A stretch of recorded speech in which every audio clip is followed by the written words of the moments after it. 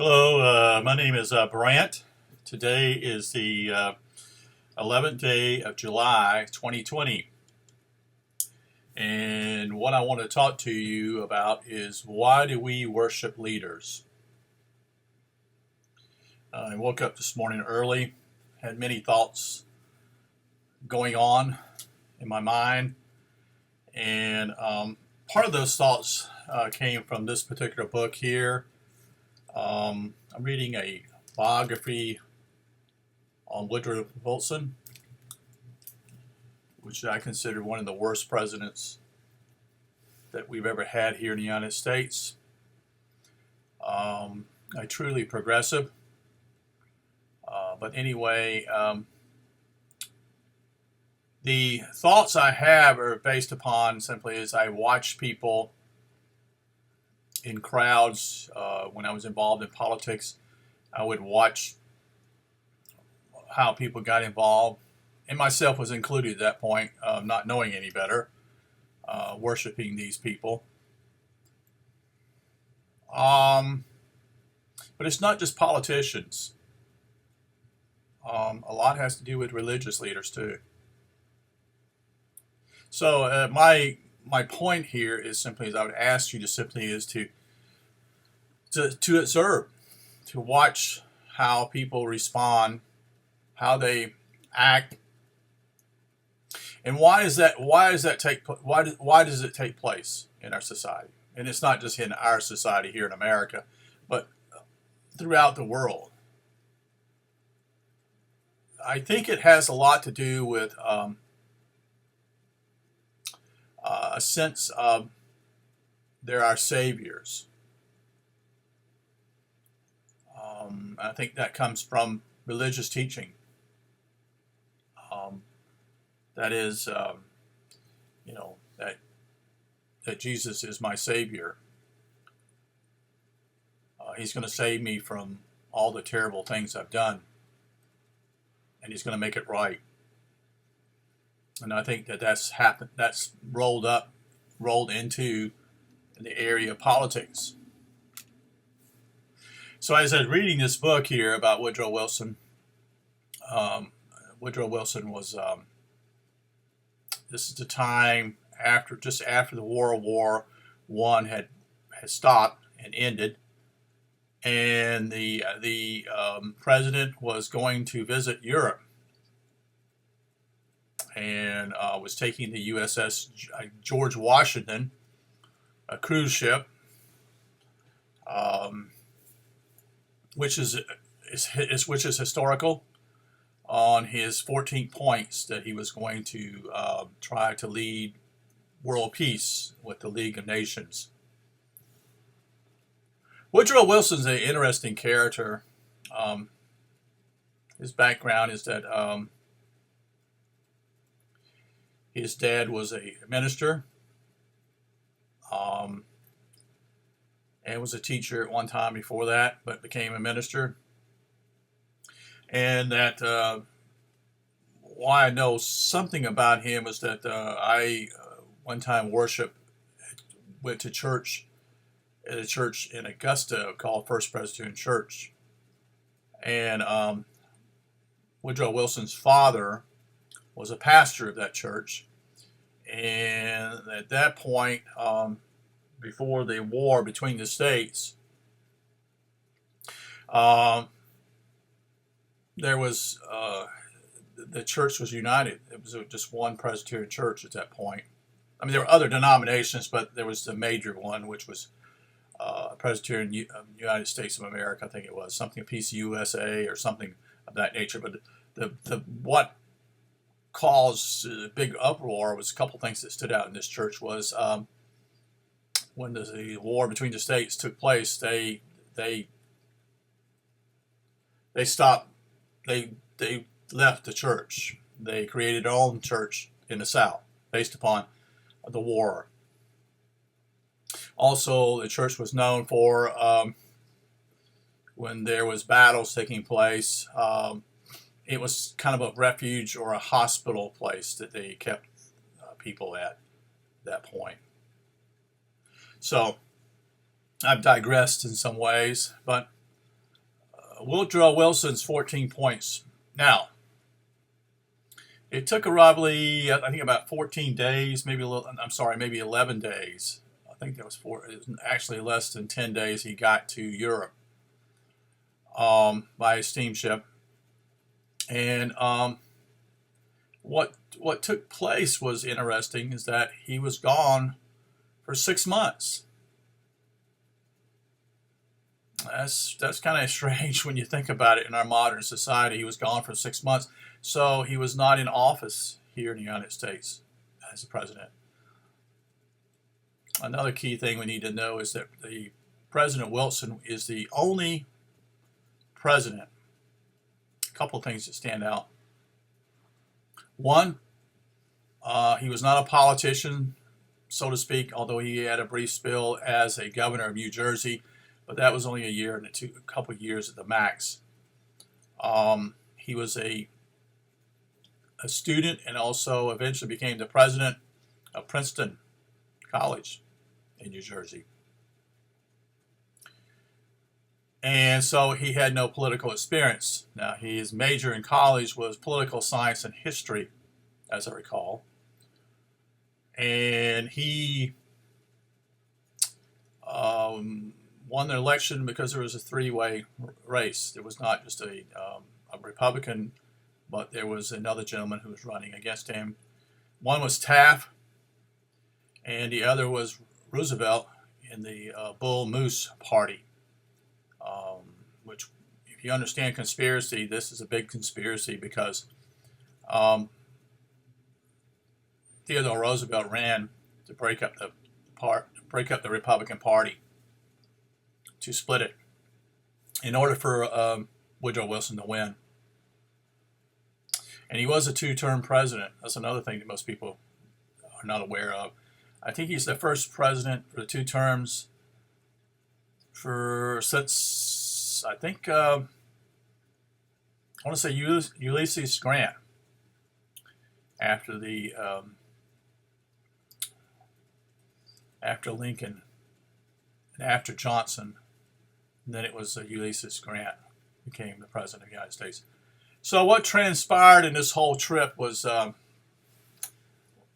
no president's ever gone to Europe. Never. This is the first time also. And when he got to France and sailed in to the seaport there in France, and there were many people there waiting for him. In fact, they had flags. They were as he went on the train to Paris. What I understand simply is they were lined up on the rail line.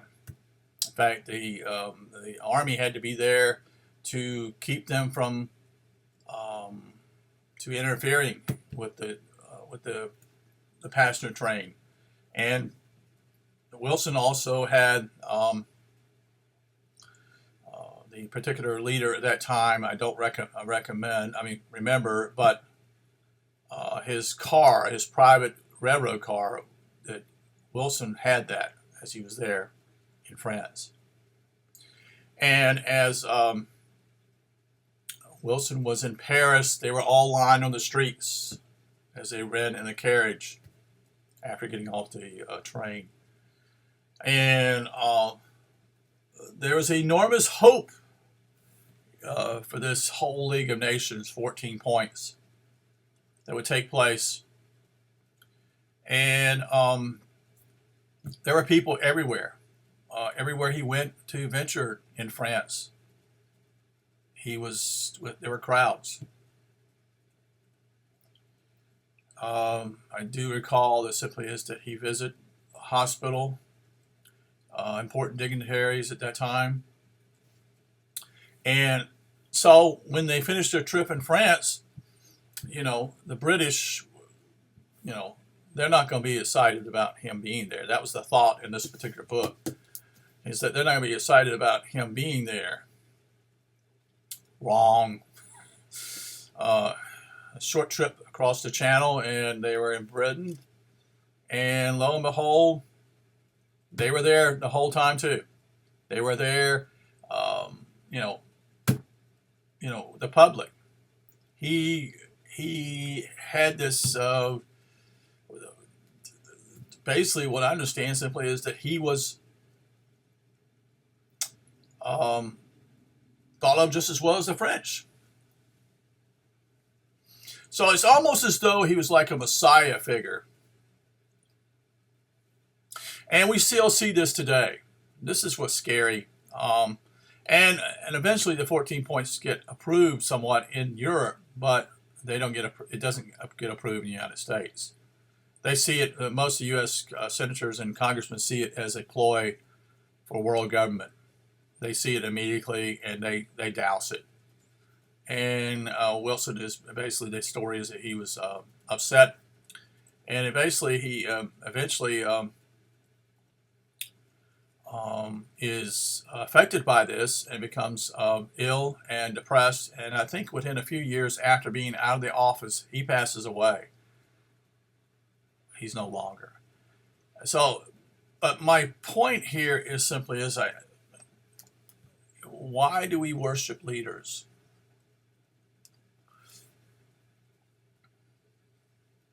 It's a sad thing because I don't think we should worship leaders. I think they're simply they're not any better than we are. They've just been chosen, but that doesn't mean they're better than we are as citizens. Many, if not all, most people are not aware of this. Most of the presidents, if not all of them, come from European stock. You did get that. They came from Europe, and they had the silver spoon in their mouth. So that's why they were chosen. Also, Woodrow Wilson, if I understood here, he is the last president to actually write his speeches. And what I understand is that he was a very good orator. In fact, that's probably one of the reasons why he got elected, was because he was a good orator, a good speaker to the people. It's got him elected. So keep in mind as we look around here, and I just want to make it very clear that I don't support Trump. I don't support Biden. I really don't give a damn, because I feel that all these guys are simply they're not who they are. It's all put on a show, and so I don't jump up and down. I don't applaud them because I know they're human and they make mistakes. It only matters more simply as he's the leader. But in reality, simply is that most of these leaders are not what I call, and Wilson is a slice above that a little bit in some ways, because he's a little bit more well-read. That is, he writes his own speeches. No president writes their speeches today. None. But Wilson was also had his a gentleman last name Colonel House, who basically steered him in many directions. So in reality, he was just a dog and pony show, and meaning that simply is that Colonel House was doing the whole thing. And so, and I would assume that Wilson did not come up with the 14 points. I believe those 14 points were written for him, and that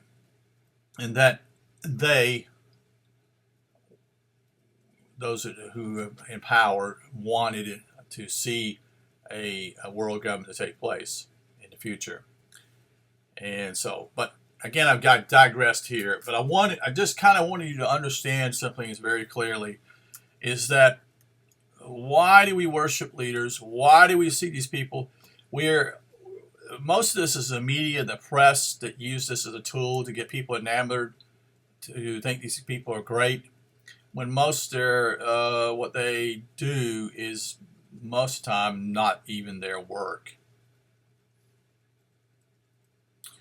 They have others around them that tell them what to do and how to do it and how to speak and how to all these things, as you will see, as I've seen here, as I being a poli-sci major in college, I see it clearly that it's a facade. That's all it is. It's a facade. It's all to make this guy look like he's great, and he doesn't chew tobacco, and he does everything right. Be careful who you worship, because the reality simply is most people get duped by politicians and preachers, who both, as I would say, are the bottom of the barrel. They're con men. They're not worthy of being worshipped at all.